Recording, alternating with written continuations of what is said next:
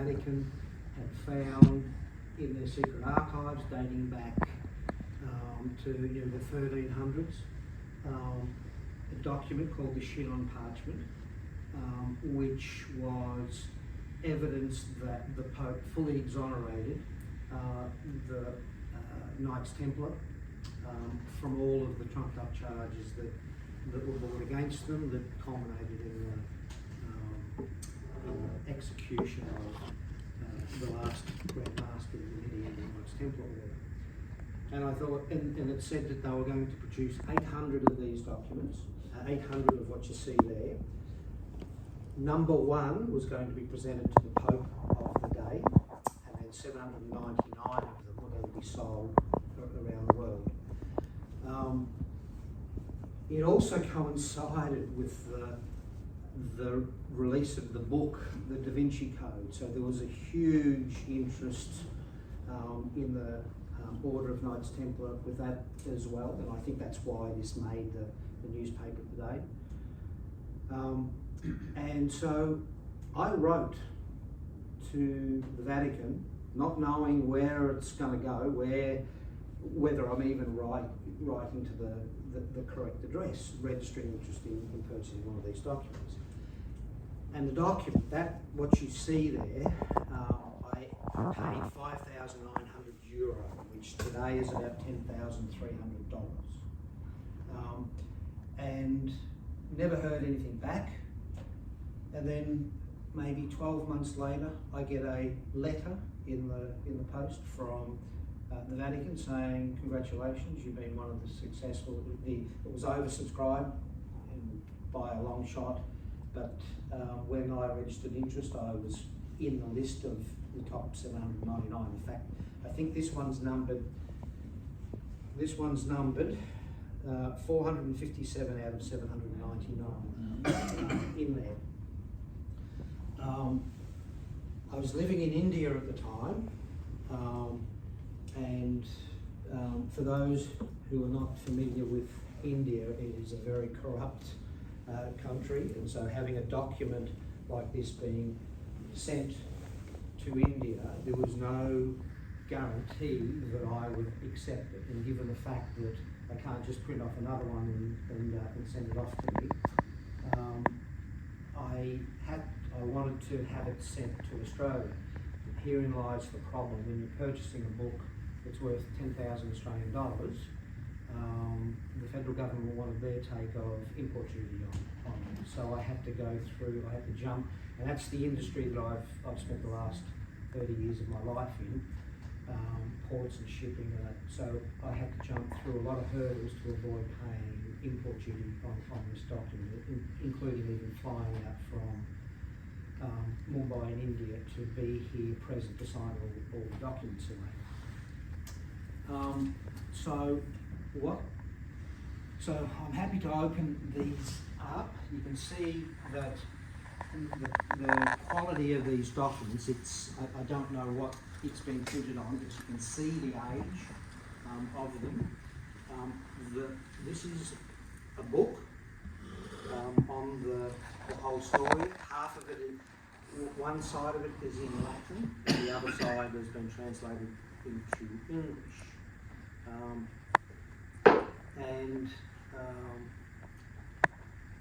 So the author of the presentation that I'm about to give you, I will be very upfront and say that I am not the author of it. My wife was actually the author of the presentation.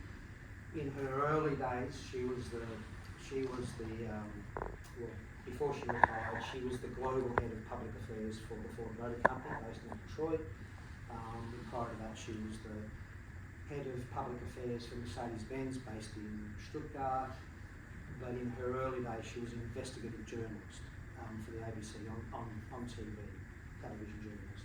And so her investigative mind, no sooner, this probably wasn't in our possession for more than a day, and she's already delving deep into it. My mother preceptory is Pembroke Preceptory in Melbourne, which is the oldest. It was the first Masonic Knights Templar preceptory in the country, dates back to 1850. And I'm a member of this preceptory, and I'm also a member of the English Constitution, another preceptory based in Malta. And so the presentation that I'm going to read to you, my wife was the author of it. Please, by all means, if you've got any questions along the way, stop and ask the questions, and if I'm able to answer them, I'll do my best to do so. I'll bring you up and refer to various items as we go along. And it does give me immense pleasure to be able to do this when you've got a document sitting like this that I hope will be passed down through my kids and grandkids and great-grandkids, because it really is a treasure. And I hope you find my presentation of interest. So away we'll go. So this was originally prepared in Melbourne. There was another inside education, if you like, not an order or a degree, but they have what's called the Knights Templar Study Circle. It meets on the 5th Saturday of the month. So any month that has a 5th Saturday in it, the Knights Templar Study Circle meets. And so we did this presentation. It was originally prepared, and she in fact gave the presentation to the Knights Templar Study Circle. And so away I will go. As many of you know, or may be aware, Procesus contra Templar Aros, published under the Vatican Secret Archives, Exemplaria Praehistoria project, was premiered on October 25, 2007. So that's when it was released to the public, that they found all these documents and they've done a write-up on it. We first read of the project in Brisbane Courier Mail while living in Queensland, and immediately registered our interest in obtaining one of the 799 sets. We're excited and awed to take delivery of it in July 2008. Our copy is number 457 of a limited run of 799 copies, produced under the supervision of Papal Archives officials. As I mentioned, it has been produced under the auspices of the Papal Archives, which was inaugurated in 2000, and involves the production of limited editions of a number of treasures in the Vatican Secret Archives. So not just this, there is many documents that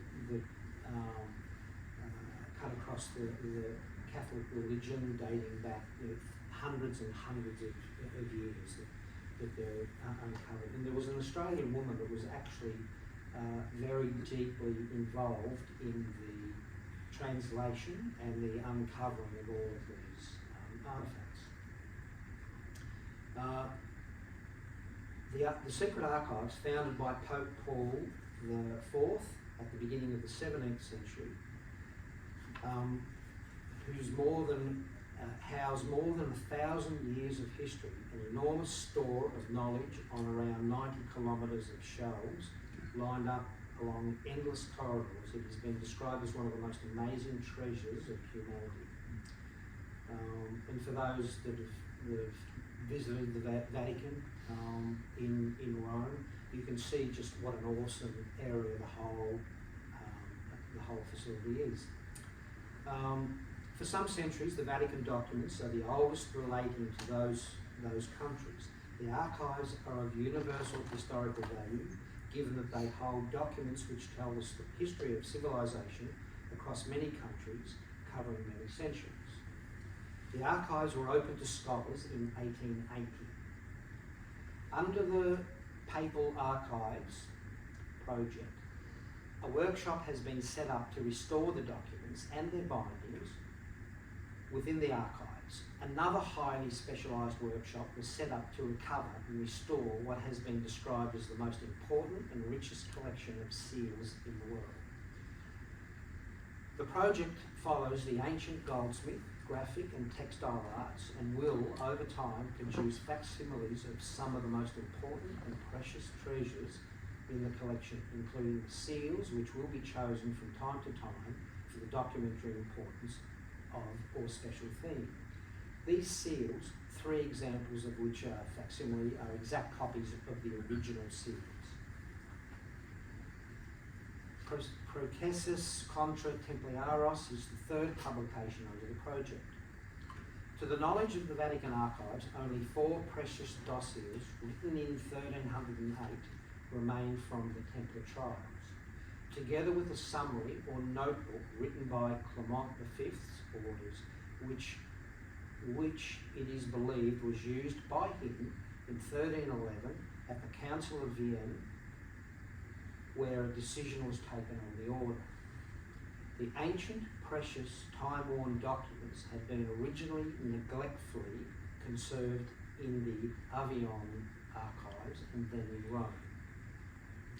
The parchments were stitched together to make a scroll and were drawn up by papal notaries in what is described as a typical, closely written script. Several parts of the documents have been damaged by mould or folds. Historians have long known about the documents, yet some had forgotten and others had been published in an edition understandably invalidated by errors in comprehension, lequanwe, or interpretation. For those, like me, when I first read the book, were unfamiliar with the expression lequanwe, it refers to gaps in manuscripts. Historians will look at such gaps in context and extrapolate as to the missing text, sometimes contradicting each other in interpretation.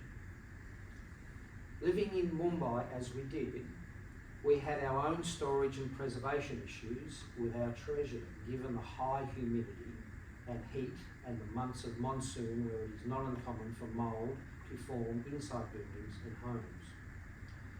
But with our careful storage and lots of love, it has survived everything nature threw at it in our first year of Mumbai, and then in New York, and then in sub-zero temperatures where we lived in Halifax in Canada, and then back here, down in Melbourne, and then in Singapore, and then its last home before moving back here to Queensland was in Los Angeles, California. So it has survived all of the temperature variations and the humidity that comes in each of these locations. The publication has various elements to it. To me, the most visually fascinating part of this collection is the replicas of the original parchments stored in the Vatican Secret archives. We are told that they are faithful replicas crafted on special parchment paper through state-of-the-art techniques which makes them easier to read than the originals.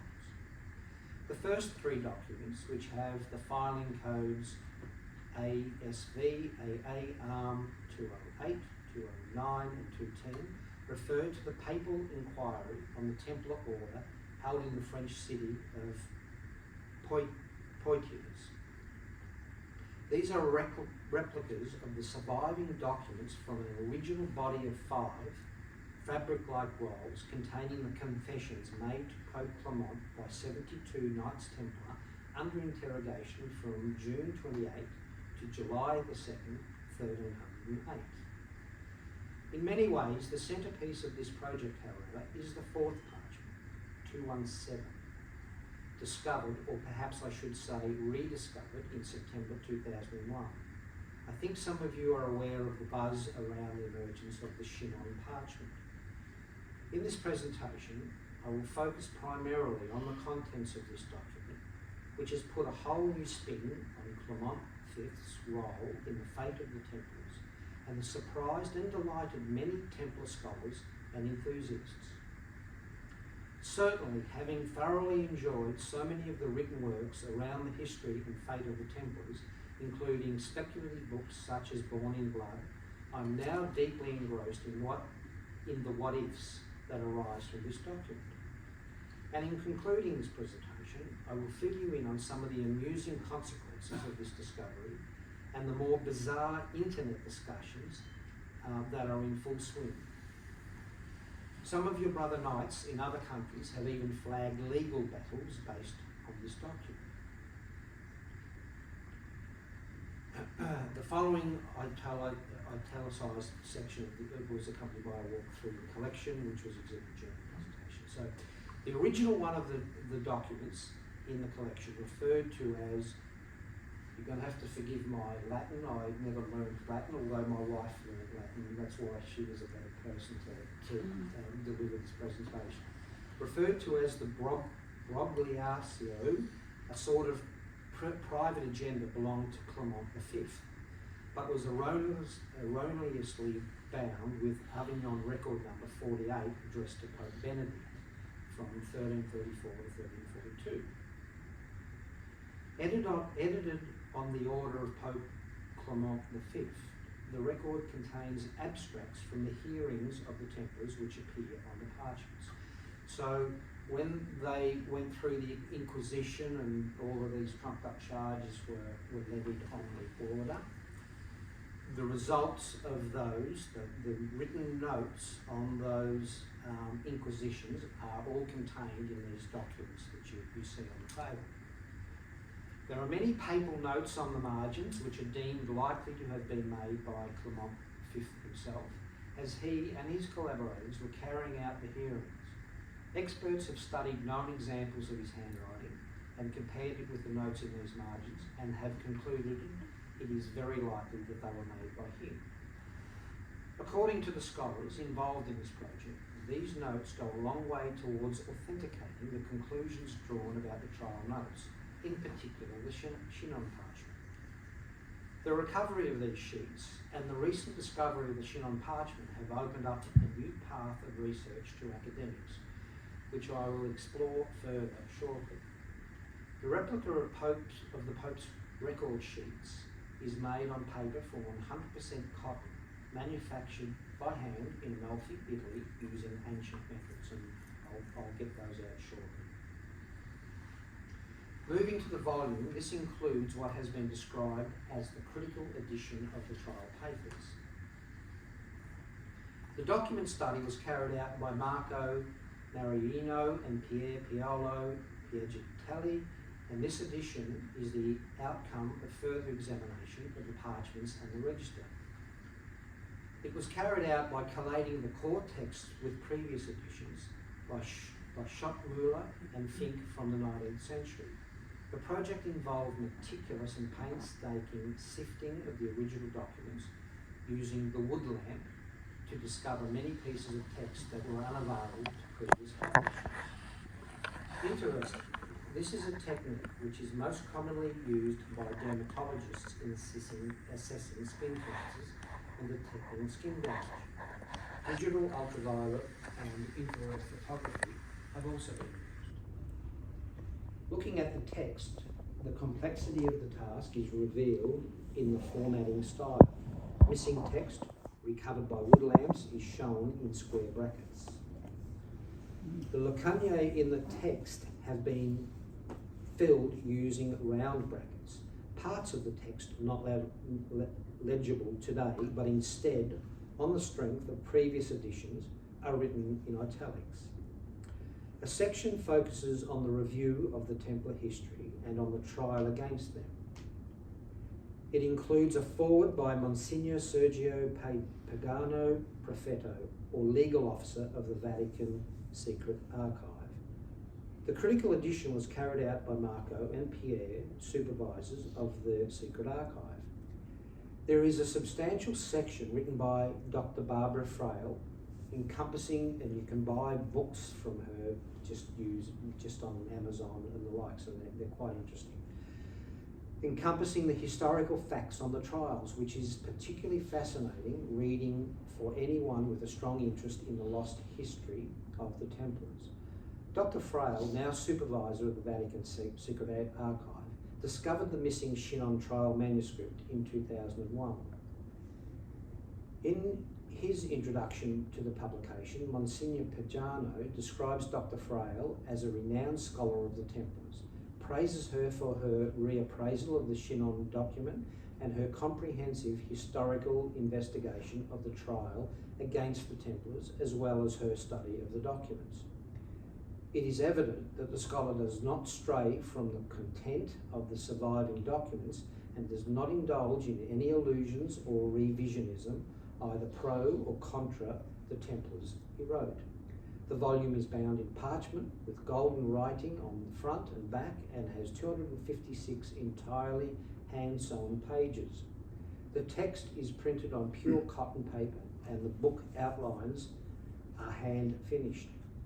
In addition to drawings, 3 replicas of previously unreleased engravings by Domenico Marchetti are included, taken by sketches by Thomas de Vivo. The Tuscan influence can be seen in the hand-finished leather case, which wraps both the document box and the commentary volume. The motif on the spine of this leather cover, on the goat leather box, dates back to the 12th century and recalls the Templar cross.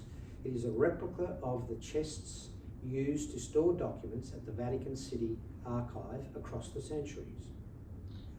We are told it is likely and intended that, like the originals they replicate, all the materials will shift in colour, nuances and shades as time goes by.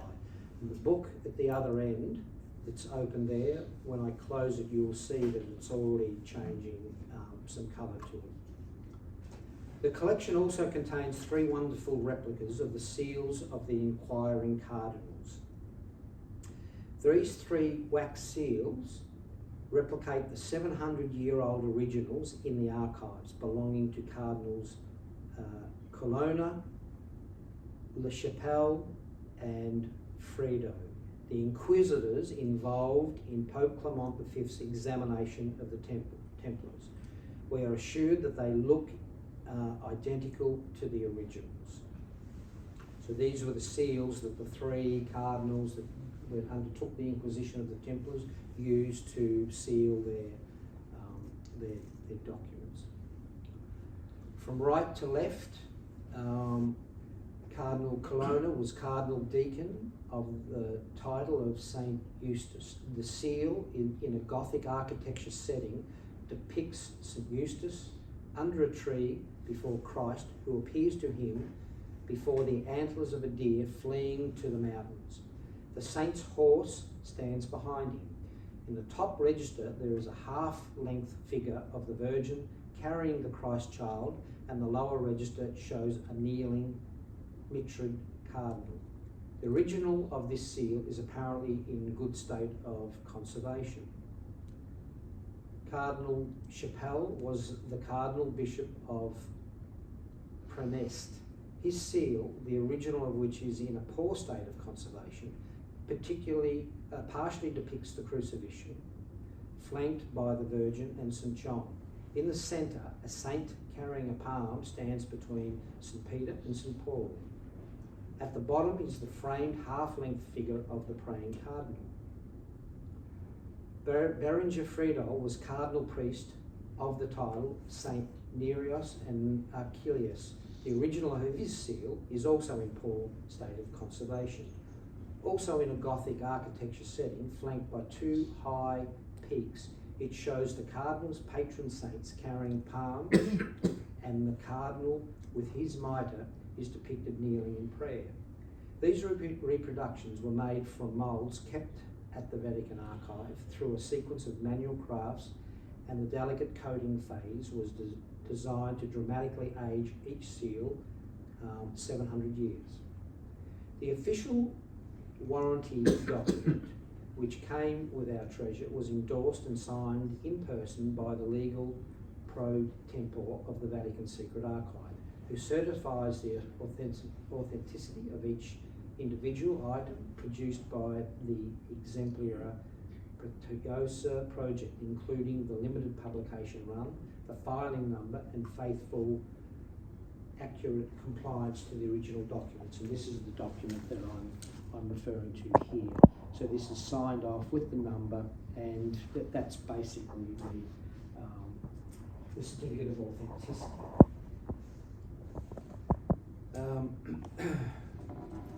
The sceptical journalist in my wife couldn't resist a comment on the shrewd and timely marketing around this publication.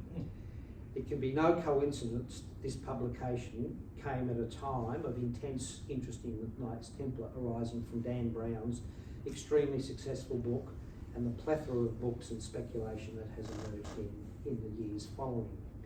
The restoration and publication project must be enormously expensive, and at €6,000 a copy, multiplied by 799, the proceeds will bring useful returns to the product.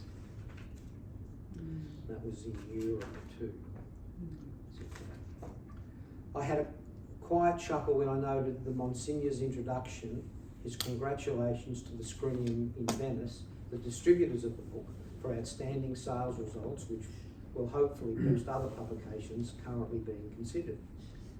In the preface of Monsignor, Pagano also distanced the Vatican from the content, stating, "Naturally, the present publication does not and cannot address the core issues of canon law in the famous trial and its centuries-long effects, which he interestingly described as perhaps still tangible today."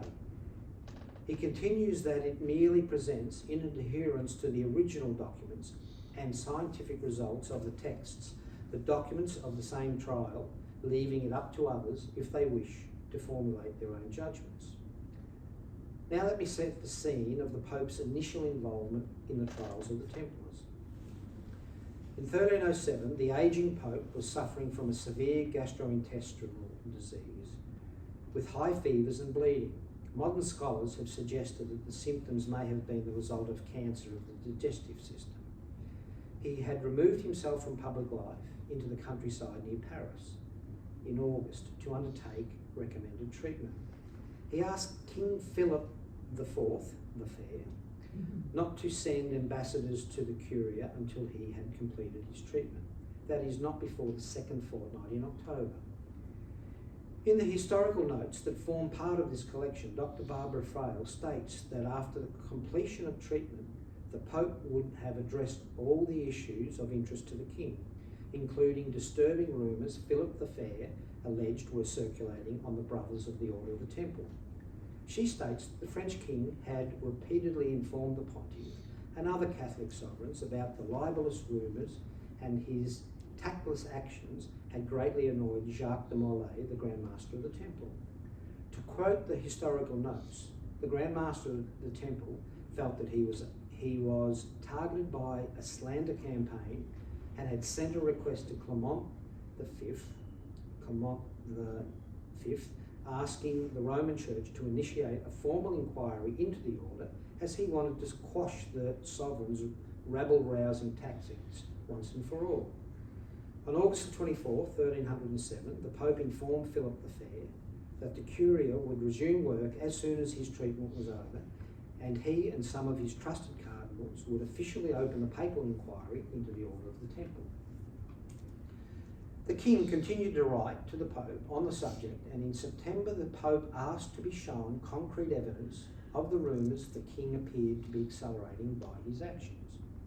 On October the 14th, while still undergoing treatment and only a few days before the officially opened his inquiry, the Pope was informed that Philip the Fair's agents had, on the previous day, obeyed a royal command to arrest all of the Templars in France at dawn the previous day. Testimonies, many believed to have been extracted under torture, were immediately sent to the Pope. A massive publication of the confessions, personally edited by the King's legal advisor, disgraced the order in the eyes of the public, long before the Pope was able to examine the accused. Public opinion had already condemned the Templars on moral grounds, and the Pope was only left the honour of defending them.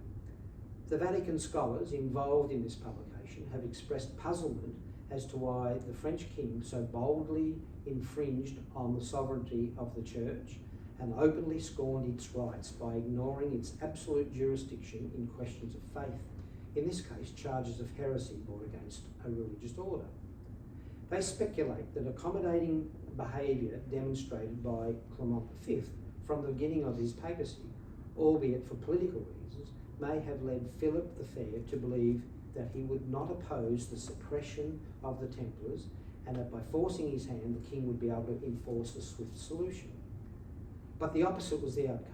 The Vatican scholars highlighted that in fact the trial lasted 7 years and would have lasted longer if the king had not deliberately interrupted it and physically eliminated the last Grand Master on March the 18th, 1314.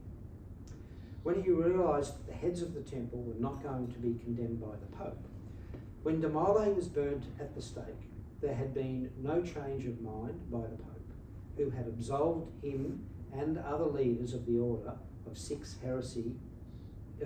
years before, reversed the excommunication and allowed them to receive the sacraments. Which leads me to the element of this replica publication, which has aroused the most attention since the launch of this project, the parchment I showed you and alluded to earlier, the Chinon parchment. You may or may not be aware of this document, which sets this edition apart from any of its predecessors. The other parchments document the interrogation by the Pope and his nominees on a number of accused Templars.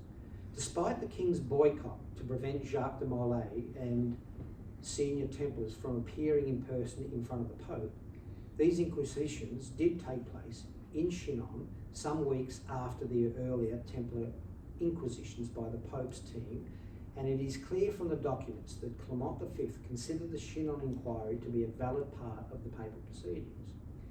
The investigation was carried out in the castle of Chinon in the Diocese of Tours, and the parchment is dated August 17th to 20th, 1308. The cardinals were charged by the Pope with finding the pure, complete and uncompromised truth from the leaders of the order, namely brothers Jacques de Molay, Grand Master of the Order of the Knights Templar, brother Rambord de Carroll, preceptor of the commanderies of Templar Knights in Outremer, brother Hugo de Perrot, preceptor of France, brother Geoffrey de Gonville, preceptor of Aquitania, and Geoffrey de Charnay, preceptor of Normandy. The parchment states that they were questioned one by one and individually before what the document describes as notaries, public and trustworthy witnesses. At the conclusion of each interrogation, the cardinals declared, after this oath, by the authority of Lord Pope specifically granted to us for that purpose, we extend to this humbly asking brother in a form accepted by the Church, the mercy of absolution from the verdict of excommunication that had been incurred by the aforementioned deeds, restoring him to unity with the Church and reinstating him for communion of the faithful and sacraments of the Church.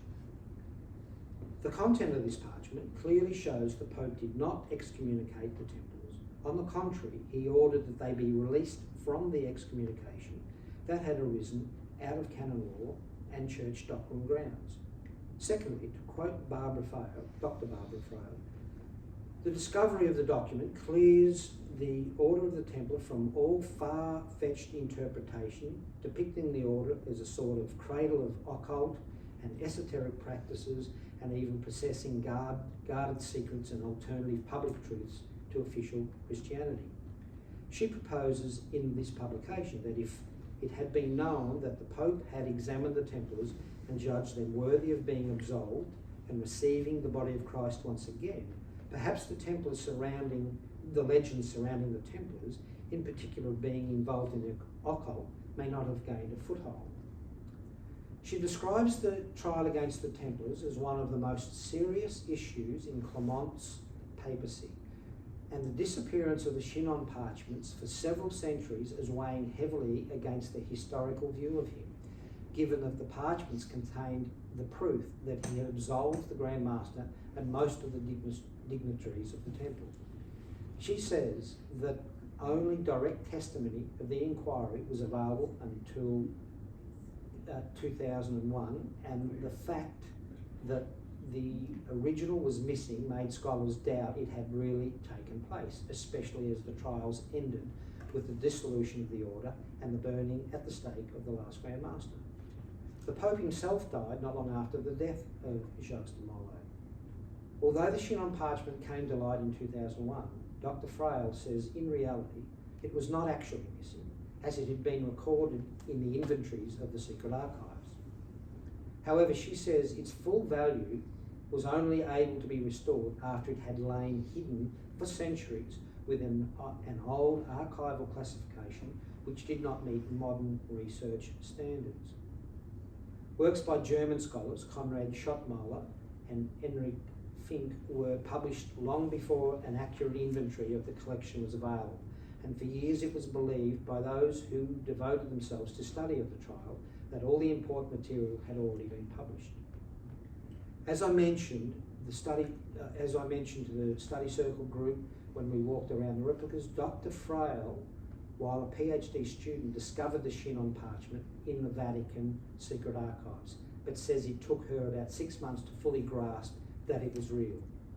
She claims the document sheds new light on the decisions of Clement V.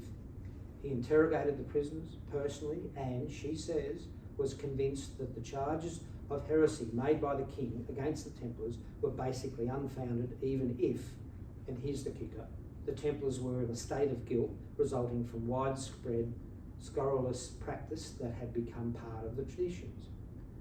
Her research has convinced her that the Pope wanted to revise the rule of the temple and update the restructure of the order to safeguard it. She claims he doggedly stuck to his scheme as long as circumstances permitted. To quote her notes, the fast pace of the events compelled him to sacrifice a church institution, an order he would have liked to reform accurately and then restructure. You may be curious about the widespread scurrilous practice referred to in this document. Well, I'm sad to inform you that the Shinnon document records testimony from all those interrogated, including the Grand Master, regarding practices carried out at the Templar interrogations, and all stated that the confessions to the Shinnon Inquisition and to the previous interrogations that had undergone at the hands of the King's men were truthful and had been extracted without torture. All said that as part of their initiation many years prior, each had taken aside by an individual, shown an image of the cross and asked to repudiate the figure on it and spit on the cross. All had later confessed this action to their personal confessors or dignitaries at the church. Remember, they were being tortured, and they were even forced to sign something that they did do all it, but it was under torture. Some also attested that they themselves had conducted this private part of the initiation with subsequent initiates. All said this part of the initiation was completed in secrecy. All brother knights involved in the ceremony retired at this point, and it was conducted only between initiate and receptor. As to the often raised allegations of buggery, only one of these leaders attested to being told at an initiation to stay away from women, and if their needs became too great, to turn to another member of the order. The others said that they had never been given this advice, and in subsequent years had never themselves provided that advice to new initiates. All attested that they had been the recipient or committed to an act of sodomy. As to the widespread rumours of kissing and other such contact between the men in the order, all attested that a kiss was an innocent part of the initiation process and not a daily practice in their lives. For example, Geoffrey of Charmy said that during the ceremony the novice kissed the knight, receiving him into the order on the mouth and on his chest through his garment as a sign of reverence. Translations of the Shinnon parchment and the research reports by Dr. Frail have led some scholars, including Frail, to attest that the likely intent of the practices described by de Molay and other leaders was a form of military hazing intended to depict the kind of pressures they could expect if they were captured in battle by a Muslim foe. She was quoted recently as follows: "Now we have definite proof the Templars were not heretics. The order, which was a military brotherhood, simply practiced a secret ritual that was grossly misunderstood and misinterpreted." Scholars compare the practices to the sometimes bizarre or cruel hazing reputedly undergone by soldiers throughout history. And soldiers they were, despite early resistance within the church to the establishment of a military religious order. Dr. Hale describes the efforts of King Baldwin II of Jerusalem to foster the growth of the hybrid Templar group and to turn it into a real and proper military organisation defending his realm. The military religious nature of the order had itself been something of a paradox at the time of the formation. Dr. Hale refers to historical sources which have claimed that the king expressly asked St. Bernard of Clairvaux to support his project by drawing up a religious rule where God's service was not contradictory to the clamour of war. This seems to have been something of a public relations coup, as given the devotion, fame and charisma of Bernard, his support would have helped quiet objections in a climate where the Christian ideal had never been favourably disposed towards a military profession. He was also very well connected in the church hierarchy. Although born into the family of warrior nobles, he had become convinced that the only way to serve God was to lead a life of prayer and retreat away from the temptations, brutality and worldly ideas of the times. According to historians, he ignored the appeals of the King of Jerusalem and the Templars for some time. However, around 1128, for reasons historians are unable to explain, he radically changed his position, and his patronage is seen as a key factor in the Pope's approval of the new military order of the Temple.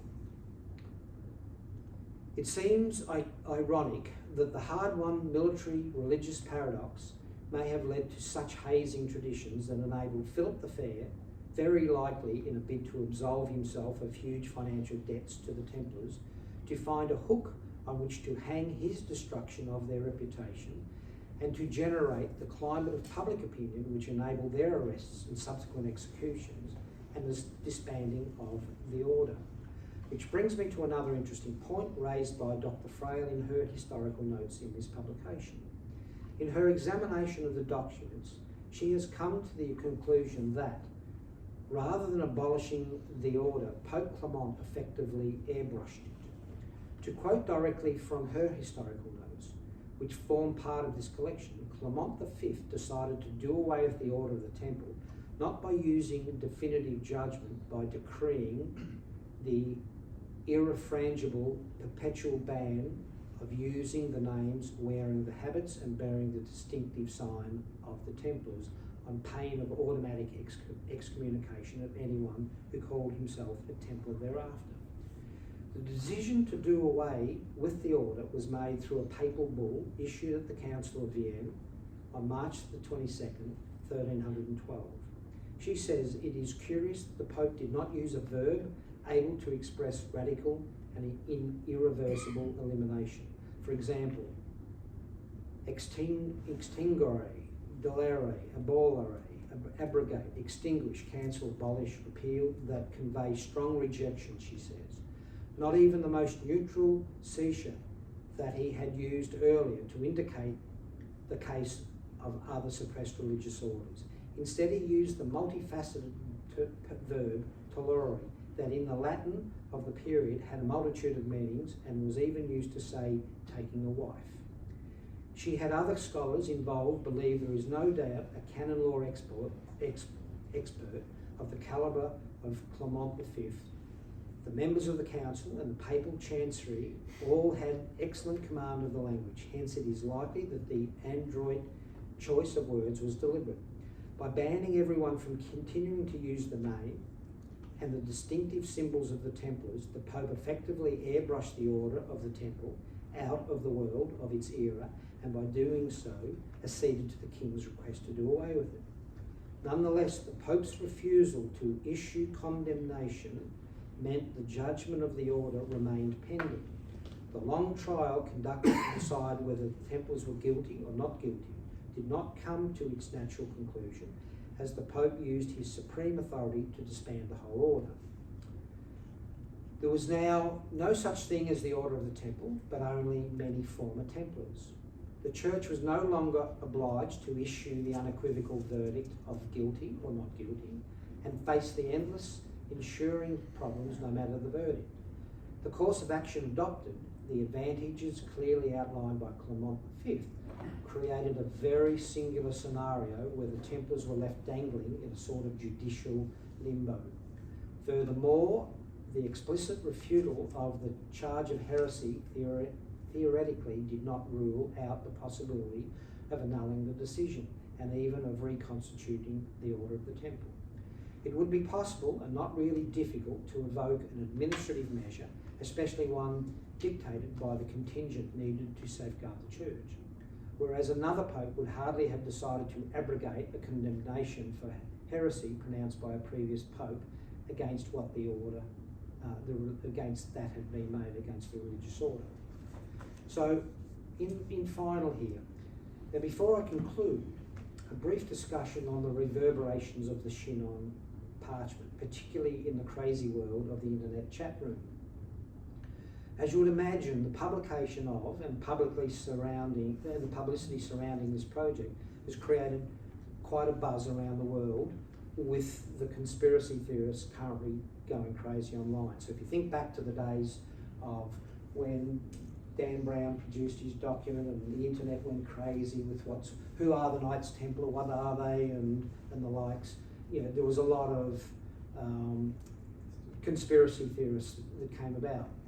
All the Dan Brown hype seems to have re-emerged, and efforts by modern-day Knights Templar to distance themselves from rumours of hidden treasures to be restored with the vindication of the ancient knights, and the perpetual Grail rumours have been dismissed with the usual, well, of course they'd deny it, wouldn't they?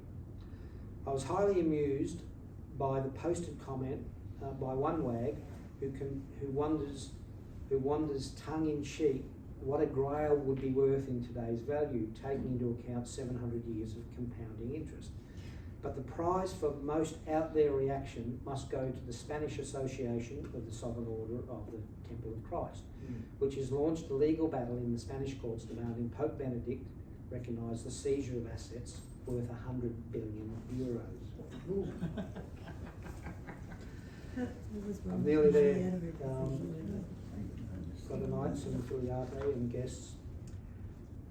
They state that they are not trying to cause the economic collapse of the Roman Catholic Church, but to illustrate to the court the magnitude of the plot against the order. They claim their motive is not to reclaim damages, but only to restore the good name of the Knights Templar. The Spanish Knights are challenging the emphasis Vatican officials placed at the launch of this project on their assertion that it was not an attempt by the Church to give the Knights Templar a belated reprieve. We have no intention of celebrating or rehabilitating the Order of Knights Templar. Our job does not go beyond historical studies, was the direct quote from Monsignor Pagano, head of the archive, whose signature you saw on the document attesting the authenticity of the collection. The Spanish Knights suit has been dismissed by the first level of the Spanish court system, which ruled it had not had jurisdiction to rule on events which occurred over 700 years ago.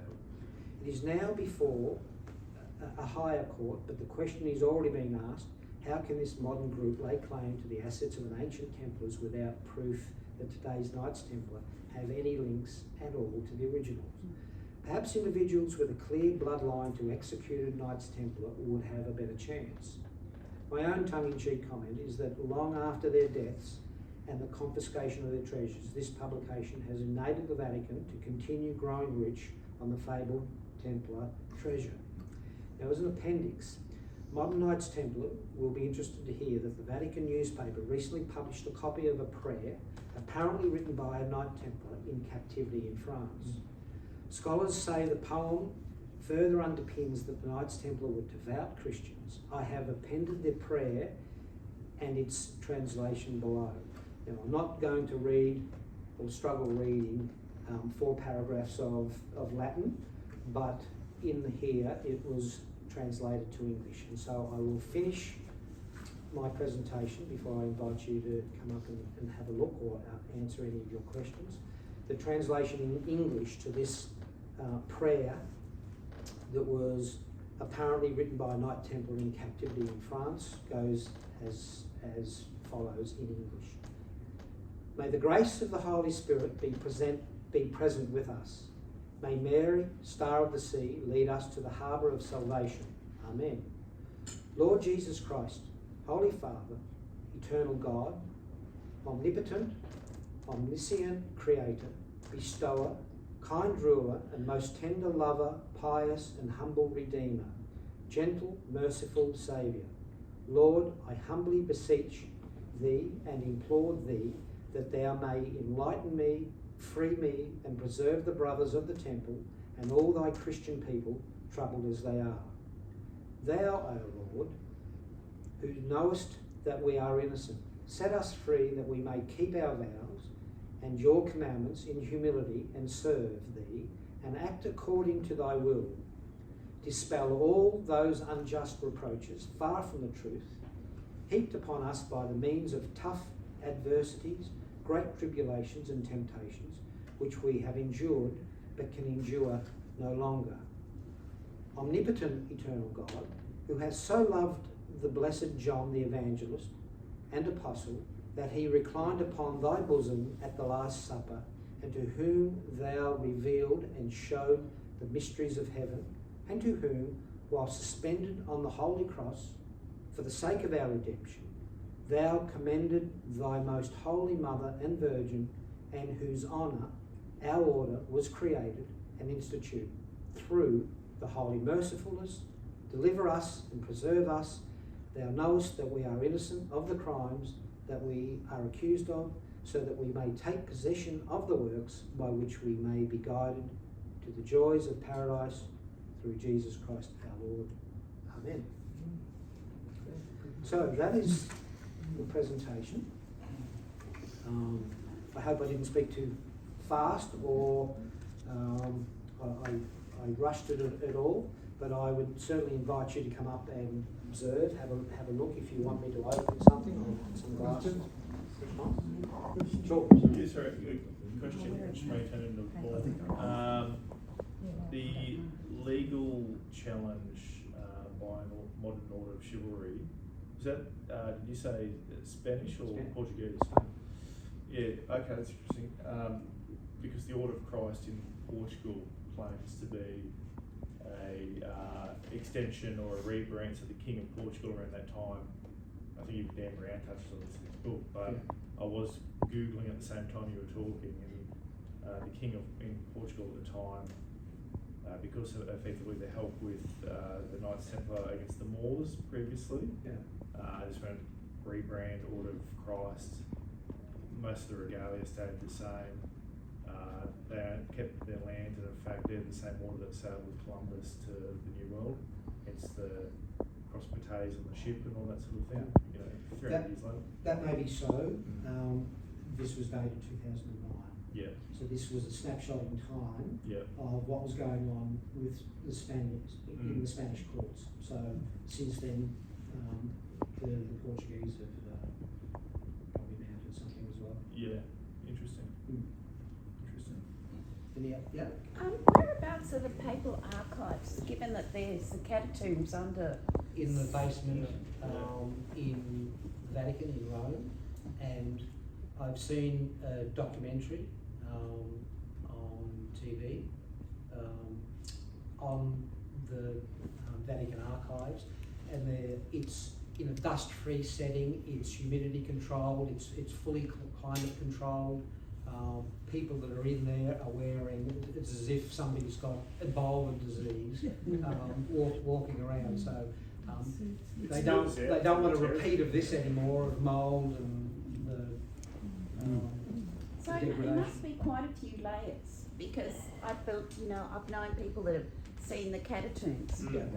I've seen a map. I don't know how accurate it is because it was on social media, but someone overlaid a map of where the Vatican archives, which are underground, in relation to the actual Vatican City, and apparently it spills out